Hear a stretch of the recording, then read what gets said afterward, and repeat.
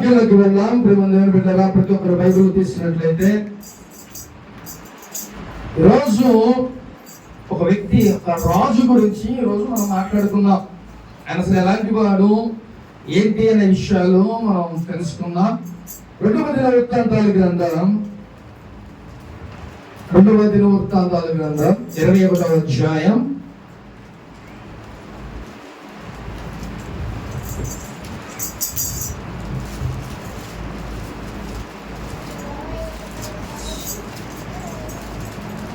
1వ వచనం ఒకసారి చదువుకుందాం. యెహోషాపాతు తన పితరులతో కూడా ఎదిరించి తన పితరుల చెంతను దావీదు పురమందు పాతి పెట్టబడెను. అతని కుమారుడైన యెహోరాము అతనికి బదులుగా రాజాయను. చాలు, హల్లెలూయా. ఇక్కడ దేవుడు ఈరోజు యెహోరాము గురించి ఈరోజు దేవుడు మనతో మాట్లాడుతున్నాడు. ఆయన యెహోషాపాతు తర్వాత రాజు, తన కుమారుడైన యెహోరాము రాజుగా ఉన్నాడు. అయితే ఈరోజు ఆ యెహోరాము గురించి ఈరోజు మనం మాట్లాడుకుందాం. ప్రియమైన దేవుని బిడ్డలారా, యెహోరాము ఎలాంటి వాడంటే దేవునికి వ్యతిరేకమైన మనిషి. ఆయన దేవునికి తన పితరులు చేసిన విధంగా మంచిగా దేవుని ఆయన ఉండకోకుండా చెడు మార్గంలో ఆయన నడిచేవాడు. ఈయన ఎవరి కుమారుడంట? యెహోషాపాతు కుమారుడు. చూద్దాం ఒకసారి. అదే 4వ వచనం చదువుకుందాం. యెహోరాము తన తండ్రి రాజ్యమును ఏలనారంభించినప్పుడు తను స్థిరపరచుకొని తన సహోదరులందరినీ ఇశ్రాయేలీ అధిపతులలో కొందరిని హతము చేసెను. హల్లెలూయా. మొట్టమొదటిగా యెహోషాపాతు చనిపోయిన తర్వాత యెహోరాము తన కుమారుడు రాజుగా ఆయన ఏం చేశాడంట? స్థిరపరచుకున్నాడంట. స్థిరపరచుకొని రాజ్యాన్ని ఏలన ఆరంభించాడు. అంటే ప్రతిదీ కూడా సెట్ చేసుకున్నాడు. తన రాజ్యంలో ఉన్న సమస్తాన్ని ఆయన కంట్రోల్లో చేసుకొని మొత్తం దాన్ని ఆధిపత్యంగా చేసుకొని మంచిగా ఆయన పరిపాలన చేయడం ప్రారంభించాడు. అయితే ఆయన మొట్టమొదటిగా చేసిన మిస్టేక్ ఏంటంటే తన తోటి సహోదరుల్ని ఆయన ఏం చేశాడంట? చంపేశాడు. తన తోటి సహోదరుల్ని ఎందుకు చంపాడు? సరే చదువుతామా. తన సహోదరులందరినీ ఇశ్రాయేలు అధిపతుల్లో కొందరిని హతము చేశారు. అంటే తన సహోదరుడు, అంటే ఈయన కన్నా ఎక్కువగా జ్ఞానం కలిగిన వాళ్ళు, రాజ్యాన్ని ఏలే వాళ్ళు, వాళ్ళందరిని ఏం చేశారంట? మళ్ళీ వాళ్ళందరూ ఉంటే ఈయన ఎక్కడ తొక్కేస్తారేమో అనేసి ముందుగానే ఏం చేశారో తెలుసా? తన సహోదరుని, అలాగే అక్కడ ఇశ్రాయేల్ అధిపతుల్లో ఉన్న ముఖ్యమైన వాళ్ళందరినీ కూడా, అంటే ఈయనకి వ్యతిరేకంగా ఉన్న ప్రతి ఒక్కరిని కూడా ఏం చేశారంట? చంపేశారు. మొట్టమొదటిగా రాజు అయ్యాడు. రెండవదిగా ఏం చేశారంట? తన సహోదరుని, ఇశ్రాయేల్ యొక్క అధిపతులు అందరినీ కూడా హతమార్చి చేశాడు. రాజు అనేవాడు ఎలా ఉండాలంటే చక్కగా తన ప్రజల కోసం ఏదైనా చేసేవాళ్ళ ఉండాలి.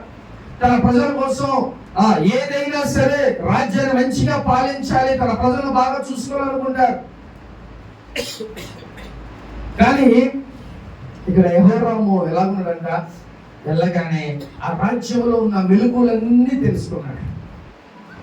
అన్ని తెలుసుకొని చక్కగా తనకు అడ్డున్న ప్రతి ఒక్కరిని కూడా హతమార్చేశారు. ఆయన మొట్టమొదటి మిస్టేక్ చేసింది ఏంటంటే తన సహోదరుల్ని, అలాగే ఇశ్రాయేలు ఆ యొక్క అధిపతులందరినీ కూడా హతమార్చేశాడు. అంటే చూడండి ఎంత దుర్మార్గుడు. దేవునికి వ్యతిరేకంగా ఆయన జీవిస్తున్నాడు. దేవునికి ఆయన ఆయాసకరంగా ఉంటున్నాడు. అయినప్పటికీ రాజు కదా, ఆయన ఇష్టం. ఆయన ఏది చేసినా, రాజ్య అధికారం ఉన్నప్పుడు, రాజు సింహాసనం మీద ఉన్నప్పుడు ఏది చేసినా కూడా అది చెల్లుబాటు అయిపోతుంది. అందుకని తన ఇష్టానుసారంగా ఆయన ప్రవర్తిస్తున్నాడు ప్రియమైన. ఆయన అధిపతులందరినీ, తన సహోదరులందరినీ కూడా చంపేశాడంట. కానీ దేవుడు చూస్తా ఉంటాడండి, దేవుడు చూస్తా ఉండడం. అయినా దేవుడు కొద్దిగా ఆయన్ని ఏం చేశాడంటే ఆ కొంచెం క్షమాభిక్ష కనికరించాడు. ఎందుకో తెలుసా? అసలు చదువుదాం, 7వ వచనం చదువుకుందాం. యెహోవా తాను దావీదుకు చేసిన నిబంధన నిమిత్తమును అతనికి అతని కుమారులకును నిత్యము దీపమిచ్చదనని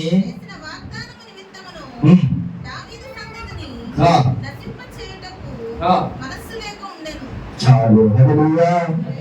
ఇక్కడ ఏం చెప్తున్నాడంటే దేవుడు దావీదు వంశానికి, దావీదుకి ఒక ప్రామిస్ చేశాడు దేవుడు. నీ వంశావళిని నేను ఎప్పుడు రాజసింహాసనం మీద కూర్చోబెడతా. కాబట్టి దేవుడు ఏం చేస్తాడంట, యెహోరాము ఏది చేసినా కూడా, పోనీలే పాపం, పోనీలే ఏది చేసినా కూడా దేవుడు క్షమించి వదిలిపెట్టేస్తున్నాడు. ఎందుకని? దావీదుకు చేసిన వాగ్దానం ఏంటంటే, నీ యొక్క సంతానం అంతా రాజులు ఆ సింహాసనం నీకు ఇస్తానని చెప్పి దేవుడు వాగ్దానం చేశాడు. అందుకనే యెహోరాము ఏది చేసినా కూడా దేవుడు ఏం చేస్తున్నాడంట, క్షమిస్తూ పోనీలే అనుకుంటా వస్తున్నాడు. ఈరోజు మనం కూడా ప్రేమ దేవుని బిడ్డ యెహోరాములాగా దేవునికి ఒకవేళ ఏమైనా ఆయాసకరంగా ఉంటున్నామేమో, ఒకవేళ దేవునికి వ్యతిరేకంగా ఉంటున్నామేమో, ఒకసారి మీరు జ్ఞాపకం చేసుకోండి ప్రేమ దేవునిగా. దేవుడు కనికరించేవాడు, ఆయన కనికరించి జాలిపడేవాడు మన మీద. కానీ నీ యొక్క ప్రవర్తన, నీ పనులు దేవునికి వ్యతిరేకంగా ఉంటే, దేవునికి ఆయాసకరంగా ఉంటే దేవుడు చూస్తాడు. చూసి ఏం చేస్తాడంట, ఏదో ఒక ముళ్ళు. అందుకని దేవునికి మనం ఆయాసకరంగా మనం ఉండకూడదు. ఈ లోకంలో దేవుని కన్నా, ఆయన కన్నా ఇంక ఎక్కువ ఎవరో లోకంలో లేరు. కాబట్టి ఈ యెహోరాము ఏం చేశాడంట, తన యొక్క సహోదరులను అలాగే ఇశ్రాయేలు అధిపతులందరినీ కూడా హతమార్చి చేశాడు. అయినా దేవుడు ప్రామిస్ చేశాడు కాబట్టి యెహోరాము ఏ పని చేసినా కూడా ఆ పనిని దేవుడు ఏం చేస్తున్నాడంట, పోనీలే అనుకుంటూ ఆయన దాటేసుకుంటూ వస్తున్నాడు. ప్రియమైన కూడా మనం కూడా అటు విధంగా ఉండకూడదని ఈ రోజు దేవుడు మనతో మాట్లాడుతున్నాడు. దేవునికి ఆయాసకరంగా మనం ఉండకూడదు, దేవునికి వ్యతిరేకంగా ఈ లోకంలో మనం జీవించకూడదు. ప్రియమైన దేవుని కూడా అటు విధంగా మనం ఉండకూడదని దేవుడు ఈ రోజు మనతో మాట్లాడుతున్నాడు.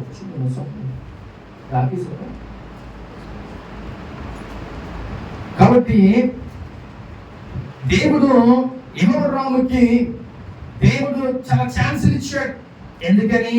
ఆయన బట్టి కాదు, తన పితరులు ఆయన చేసిన ప్రార్థనలో, దేవుడు వారికి చేసిన వాగ్దానాలను బట్టి దేవుడు యెహోరాముని ఏం చేస్తుంటా, ఓకే గో ముందుకు వెళ్ళిక, ఒకవేళ మారుతావేమో అనేసి దేవుడు చూస్తున్నాడు.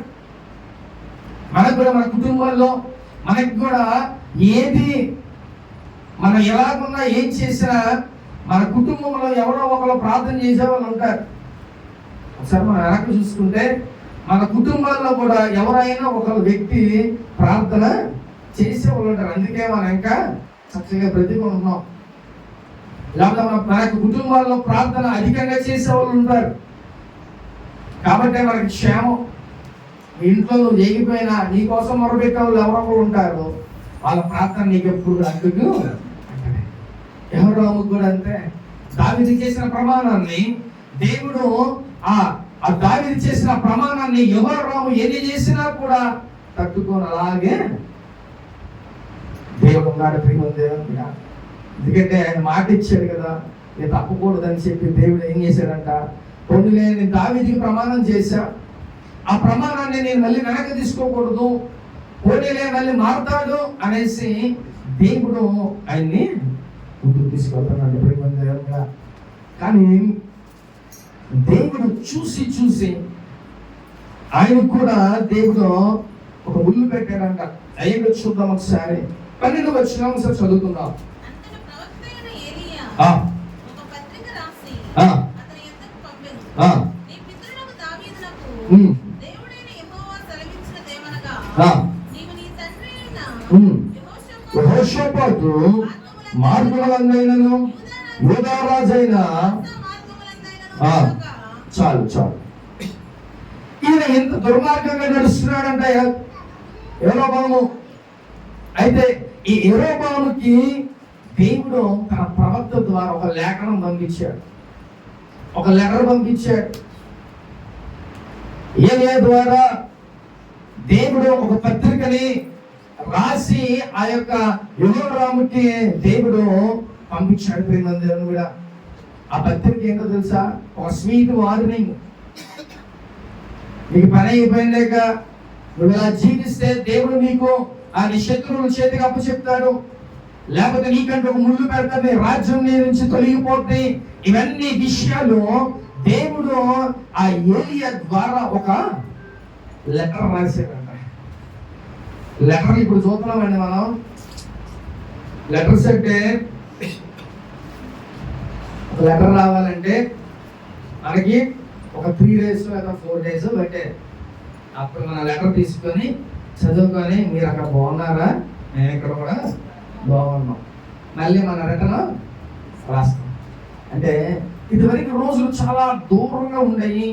మన బంధువులకి లేకపోతే మన స్నేహితులకి ఎవరికైనా ఒక సమాచారం లేకపోతే వాళ్ళు బాగున్నారు అని మనం తెలుసుకోవటానికి ఏం చేశాము? ఒక లెటర్స్ రాసుకునే వాళ్ళు కదా. ఇప్పుడు అవన్నీ పోయి ఏమవుతున్నాయి అంట, ఒక మెసేజ్ అలా పెడితే జస్ట్ ఒక సెకండ్లోనే వెళ్ళిపోతాయి. చక్కగా ఏలియా కూడా అంట ఒక లేఖ రాశాడంట. యెరొబాముకి ఒక లేఖ రాశాడు. ఒరే బాబు, నువ్వు ఇట్లా ఉంటే దేవుడు నేను ఇంకా క్షమించును, ఇంతకాలం నేను దేవుడు క్షమించుకుంటా వచ్చాడు. ఎక్కడ 7వ అధ్యాయం నుంచి 12వ వచనం వరకు కొన్ని సంవత్సరాలు, ఆ సంవత్సరం వరకు దేవుడు ఏం చేశాడంట? ఒక టైం ఇచ్చాడు. ఆ టయానికి నువ్వు మారితే ఓకే, ఒకవేళ నువ్వు మారకపోతే దేవుడు ఏం చేస్తాడు తెలుసా? సేవకుడు ద్వారా నీతో మాట్లాడతాడు, లేకపోతే దర్శనం ద్వారా, లేకపోతే దేవుడు నీతో మాట్లాడుతూ ఉంటాడు. ప్రేమ దేవుని కూడా నీ యొక్క పనులన్నీ నువ్వు సరి చేసుకోవాలి. నువ్వు చక్కగా జాగ్రత్తగా దేవునిలో నువ్వు ఉండాలి. ప్రేమ దేవుని కూడా చక్కగా ఆ దేవునికి మంచిగా నువ్వు విధేయత కలిగి ఉండాలి. దావీదు వాళ్ళ తర్వాత తరతరాలు రాజులందరూ కూడా దేవునికి చక్కగా విధేయత కలిగి ఉన్నారు. వాళ్ళ రాజ్యాలన్నీ క్షేమంగా ఉన్నాయి. కొంతమంది రాజులు దేవునికి వ్యతిరేకంగా ఉన్నారు. వారిలో ఒకరైనా ఎవరైనా యెరొబాము. ప్రియమైన దేవుని మీద ఈ వ్యక్తి కూడా దేవునికి వ్యతిరేకంగా ఉండబట్టి ఒక లేఖ తన ప్రవక్త అయిన ఏలియా ద్వారా ఒక లేఖనే పంపించాడు. చూద్దాం ఒకసారి ఏం రాశాడు?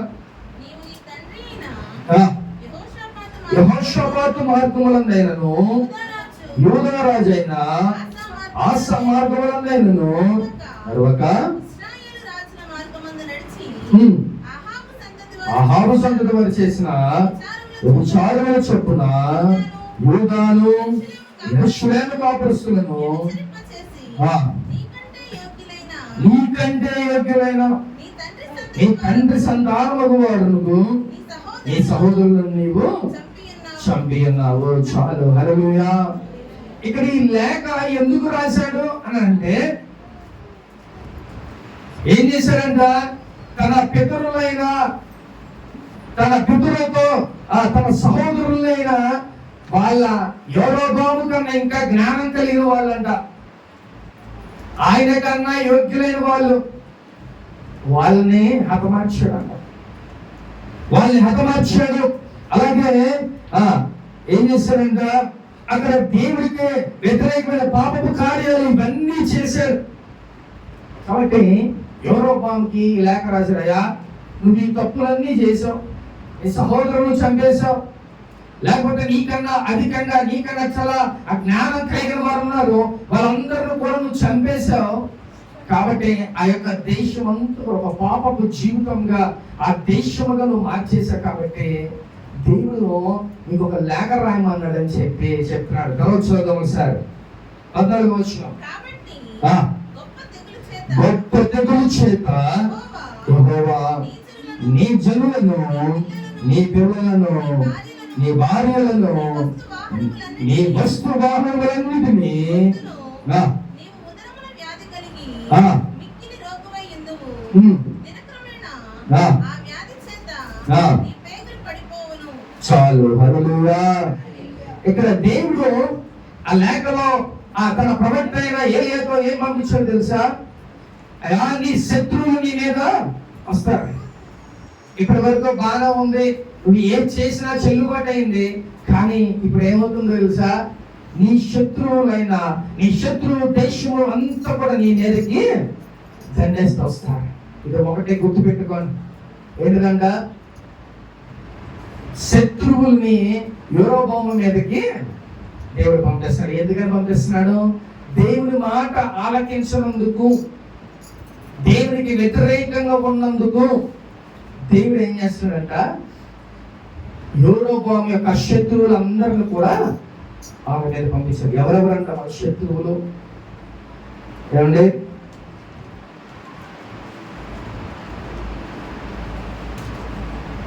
మరియు యెహోవా యెహోరాము మీదకి ఫిలిష్తీయులను, కూషీయులను, చెరువునున్న అరేబీయులను రేపగా.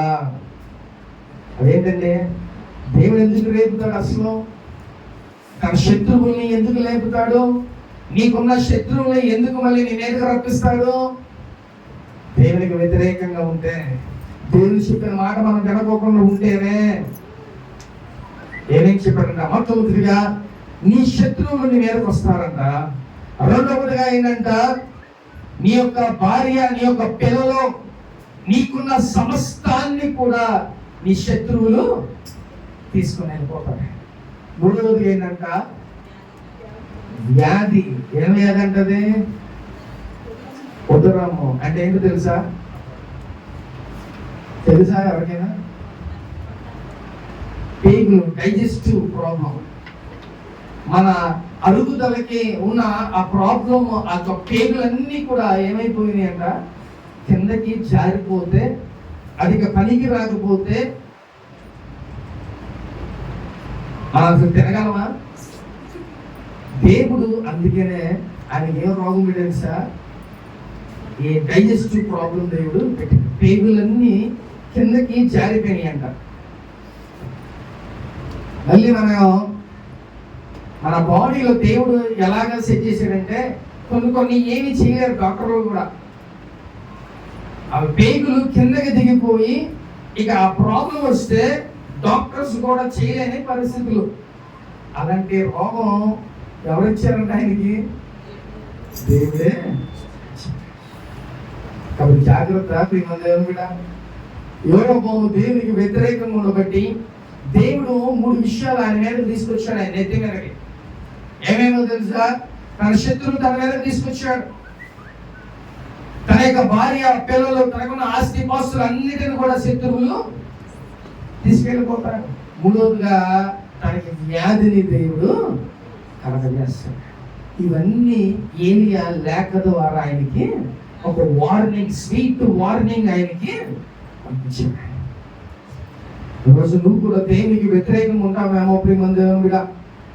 అటు విధంగా జీవిస్తే దేవునికి, ఆయనకి వ్యతిరేకంగా ఉండి మనం ఏం చేయలేం. కాబట్టి జాగ్రత్తగా మనకేమైనా అయితే ఎవరి దగ్గరికి వస్తాం? మనం దేవుని దగ్గరికి వస్తాం. మరి అలాంటిది మన దేవునే దగ్గరించి దేవునికి వ్యతిరేకంగా మనం జీవిస్తే ఎలా ఉంటుందో ఒకసారి ఆలోచించు. నువ్వు దేవునికి భయపడాలి. దేవుని యందు చక్కగా ఆయన చెప్పిన మార్గంలో నువ్వు వెళ్ళాలి. మంచిగా దేవుడు నువ్వు ఎదిగితేనే చక్కగా దేవుడు నీకు ఒక ఆశీర్వాదకరమైన జీవితం నీకు ఉంటుంది. సాఫీగా నువ్వు ట్రావెల్ అయిన జీవితం అంతా కూడా నువ్వు సంవత్సరాల కొలది దేవుడు నిన్ను ఆరోగ్యకరంగా, క్షేమంగా, ఆశీర్వాదకరంగా దేవుడు నిన్ను ముందుకి తీసుకెళ్తాడు. అదే నువ్వు దేవునికి వ్యతిరేకంగా ఉంటే దేవుడు నీకు కూడా ఒక లెటర్ పంపిస్తాడు. జాగ్రత్త. దేవుడు నీకు కూడా ఒక లెటర్ పంపిస్తాడు. యూరోబాబుకు పంపించిన ఒక లెటర్ నీకు కూడా వస్తుంది. దేవునికి ఒకవేళ ఏమైనా నీలో వ్యతిరేకమైన పనులు ఏమైనా ఉన్నాయేమో, అది ఏదైనా అవ్వచ్చు. అది ఏదైనప్పటికీ ఆ ప్రాబ్లమ్స్ ఏదైతే ఉన్నాయో అవన్నీ కూడా దేవుని దగ్గర ప్రభువా నన్ను క్షమించయ్యా అని ప్రార్థన చేయగలిగితే లెటర్ మన దగ్గరికి రా. కాబట్టి దేవుని దగ్గర నువ్వు చాలా జాగ్రత్తగా నువ్వు వెలుగుగలిగి మంచిగా దేవుళ్ళు నువ్వు ఉండాలి. ప్రేమ దేవుని మీద హల్లెలూయా. కాబట్టి దేవుడి ఈ రోజు నువ్వు దేవునికి మంచిగా, దేవునికి నువ్వు చక్కగా సమాధానం కలిగి, ఆయనకు నువ్వు ప్రేమగా ఇష్టంగా నువ్వు జీవిస్తే నీ యొక్క బ్రతుకంతా హ్యాపీగా దేవుడు ఉంచుతాడు. కానీ యూరోపం అటు విధంగా జీవించలా. ఆయన యొక్క జీవితం అన్ని కూడా కష్టాలు నష్టాలు వీటిల్లో ఆయన ట్రావెల్ అవుతున్నాడు. కాబట్టి దేవుడు తన శత్రువుల్ని ఆయన మీదకి తీసుకొచ్చారు. తన యొక్క పిల్లలు భార్యలందరూ కూడా వాళ్ళు తీసుకొని వెళ్ళిపోయారు. ఆఖరికి ఆయనకి దేవుడు రోగంతో ఆయన్ని వదిలాడు. ఇవన్నీ కేవలం దేవుడు చేయబట్టే. ఎందుకని దేవునికి ఉగ్రత మనం తట్టుకోలేం, ఆయన కోపం మనం తట్టుకోలేం. కాబట్టి చూద్దాం ఒకసారి తర్వాత 17వ వచనం. దానిలో చొరబడి రాజనగరునందు దొరికిన సమస్త పదార్థములను అతని కుమారులను భార్యలను పట్టుకొని పోయింది. అతని కుమారులలో తప్ప అతనికి ఒక కుమారుడైనా వినబడలేదు. చాలు. హల్లెలూయా.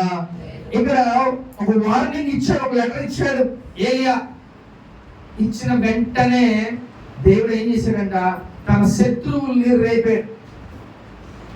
వాళ్ళంతా దండెత్తొచ్చి ఏం చేశారంట, ఆ ప్రాంతాన్ని అంతటిని వాళ్ళు కబ్జా చేసేసుకొని తన యొక్క భార్య పిల్లలు తనకున్న ఆస్తి పాస్తులు అన్నిటిని కూడా తీసుకొని వెళ్ళిపోయారంట. దేవుడు అది మంచి అవ్వచ్చు చెడు అవ్వచ్చు, దేవుడు చెప్పాడంటే అది కంపల్సరీగా జరిగిపోదు. మనుషులైన మనం చెబితే చెయ్యం, కానీ దేవుడు అది నీ జీవితంలో మంచి అయినప్పటికీ చెడైనప్పటికీ దేవుడు చెప్పాడంటే అది కంపల్సరీగా జరిగింది. అందుకని ఇక్కడ దేవుడు తన యొక్క ప్రవక్త ద్వారా పంపించాడు. నువ్వు మారయ్యా, లేకపోతే ఇవన్నీ జరుగుతాయి అని చెప్పాడు. కానీ ఆ వ్యక్తి వినలా. ఏమైందంట, తన శత్రువులు రానే వచ్చారు. తన యొక్క భార్య పిల్లలని ఆస్తుపాస్తులు అన్నిటిని కూడా తీసుకుని వెళ్ళారు. కాబట్టి దేవుడు చెప్పినా కూడా ఇంకా వినకపోతే ఇలాంటి పరిస్థితులు మనం ఎదుర్కోవాల్సి వస్తుంది. ప్రేమ దేవుని బిడ్డ, జాగ్రత్తగా దేవుని యొక్క సన్నిధిలో నీ తల్లిదండ్రులు లేకపోతే నీ కుటుంబం ఎలాగుంటుందో నువ్వు కూడా ఆ స్థితిలో నువ్వు నడవాలి.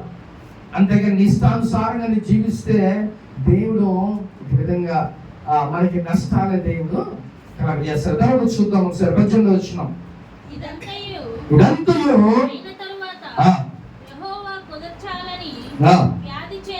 వ్యాధి చేత ఉదరమున మొత్తినందున 2 సంవత్సరముల వ్యాధి బలమగుచు వచ్చి ఆ వ్యాధి చేత అతని పేగులు పడిపోయి బహు వేదన నొందుచు అతని మరణమాయను. హల్లెలూయా. ఇక్కడ ఏమైందంట, దేవుడు ఏమేం చెప్పాడు, మొట్టమొదటిగా నీ శత్రువులు నీ మీదకి వస్తారు, మాట జరిగిపోయిందిగా.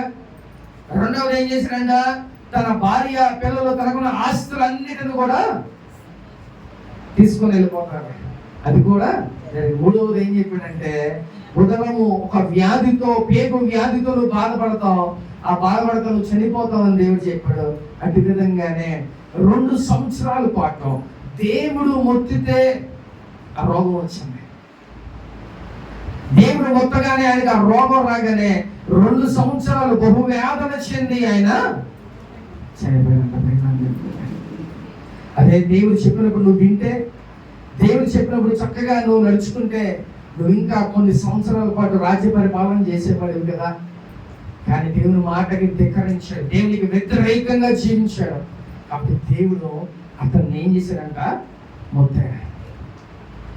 మొత్తగానే ఆ రోగముతో ఆయన 2 సంవత్సరాల పాటు ఆయన బాధపడుతూ చనిపోయాడంట. ప్రేమ దేవుడా, ఆయన చనిపోవడం ఒక బాధ అయితే, ఇంకోటి ఏంటో తెలుసా? దాని కింద చదువుతాం, అతని జనులు అతని పితరులకు చేసిన ఉత్తరకి అతనికి చేయలేదు. అంటే తన యొక్క ప్రజలు, తన యొక్క జనులు కూడా, ఆ రాజ్యంలో ఉన్న జనులందరూ కూడా అబ్బా పోయారా బాబు, ఇది చచ్చితే మంచిది అనుకున్నారేమో, చచ్చిపోయినా కూడా ఏమీ కూడా చేయకోకుండా వదిలేశారు. అంటే ఎంత హీన స్థితిలోకి ఆయన వెళ్ళిపోయాడు. దేవుడు కాబట్టి యెహోవాము దేవుని మాట విన్నందున దేవుడు ఆయన చేసిన తెగుళ్ళు, ఆయన మరణం అయిపోయిన తర్వాత కూడా జనులు అసహించుకున్నారంట. ఎందుకరా బాబు వీడు బ్రతుకున్నా చేస్తే అని, కనీసం చచ్చిపోయిన తర్వాత కూడా కనీసం పట్టించుకోవాలంట. ఈరోజు దేవునితో మాట్లాడుతున్నాడు ప్రియ దేవుడు కూడా, నువ్వు కూడా చాలా జాగ్రత్తగా దేవుని యొక్క సన్నిధిలో ఉండాలి. దేవుడిలో మంచిగా నువ్వు ఎదగాలి. నువ్వు అలా ఉంటే చక్కగా దేవుడు నేను ఆశీర్వదిస్తాడు. ప్రియ దేవుడు కూడా, ఆయన తెగులు మన దగ్గరికి రానుకోకుండా మనం చూసుకోవాలి. చాలా జాగ్రత్తగా ఈ లోకంలో మనం బ్రతకాలి. ప్రేమ దేవుని బిడ్డ, హల్లెలూయా. అంత గొప్ప దేవుని మనం కలిగి ఉన్నాం. ప్రేమ దేవుని బిడ్డ, నువ్వు ఆశ్రయించి నువ్వు ప్రేమిస్తే దేవుడిని మంచిగా ప్రేమిస్తాడు. లేకపోతే దేవుడికి నువ్వు వ్యతిరేకంగా వెళ్ళావనుకో, దేవుడు యెహోవాముకు కలిగిన దుస్థితి మనకు కూడా పట్టింది. ప్రేమ దేవుని బిడ్డ, అందుకే దేవునికి ఇష్టంగా జీవించండి. దేవుని సన్నిధిలో చక్కగా దేవుని ఆరాధన చేస్తూ దేవునిలో మన ముందుకు సాగిపోతూ ఉంటే దేవుడు చక్కగా మనల్ని ఆశీర్వదిస్తాడు. మంచి ఆరోగ్యాన్ని ఇస్తాడు. మంచిగా నీ కుటుంబాన్ని ఆశీర్వదిస్తాడు. దేవుడు నీ యొక్క సంవత్సరాలు దాటుతుండగా దేవుడు నిన్ను బ్లెస్ చేసి దేవుడు నిన్ను ముందుకు తీసుకెళ్ళిపోతాడు. ప్రేమ దేవుని మాట మనం విన్నామా? దేవుని మాట వింటే చక్కగా దేవుని మీద ఏ యొక్క తెగులు కూడా రాకుండా దేవుడు చేస్తారు. కానీ ఇక్కడ యెహోవాముకి ఏం చేశారంట? తన పిల్లలు, తన భార్య అందరూ కూడా తన శత్రువులు వచ్చి తీసుకెళ్ళిపోయారు. ఆయనకి కుదరని రోగముతో ఆయన దేవుడు ఉంటాడు. కాబట్టి మాట వింటే బ్రతుకుండేవాడు. కొన్ని సంవత్సరాలు రాజ్య పరిపాలన చేసేవాడు. కానీ దేవుని మాట వినకుండా దేవునికి వ్యతిరేకంగా జీవించారు. కాబట్టి దేవుడు ఏం చేశాడంట? అనేకమైన తెగుళ్ళు ఆయనకి పంపించాడు. ప్రియమైన ఈరోజు నీతో కూడా దేవుడు మాట్లాడుతున్నాడు. నువ్వు కూడా యెహోవాము రాజులాగా అటు విధంగా నువ్వు జీవిస్తున్నావేమో, దేవునికి వ్యతిరేకంగా నువ్వు ఉంటున్నావేమో ఒకసారి జ్ఞాపకం చేసుకో. ప్రియమైన దేవునికి చక్కగా నువ్వు విధేయత కలిగి దేవుల్లో మంచిగా నువ్వు ఎదగాలి. దేవుల్లో మంచిగా నువ్వు ఆశీర్వదించబడాలి. దేవుల్లో మంచిగా నీ యొక్క యాత్ర మంచిగా ముందుకు సాగిపోవాలి. ప్రియమైన అటు విధంగా లేకపోతే దేవుని యొక్క తెగులుకి మనం గురవుతాం. అటు విధంగా మనం ఉండుకోకుండా చక్కగా దేవుని సన్నిధిలో మనం సంతోషంగా మన కుటుంబాలు మంచిగా ఆశీర్వదించబడలాగా మనం ఈ లోకంలో జీవించాలని ఈరోజు దేవుడు మనతో మాట్లాడుతున్నాను. ప్రేమ దేవుడా, హల్లెలూయా. ఆత్మ చెబుతున్న మాట ఆచూపడి వెళ్ళను కనుక ఆమేన్. అందరూ గురించి ప్రార్థన చేసుకున్నాం. అందరూ గురించి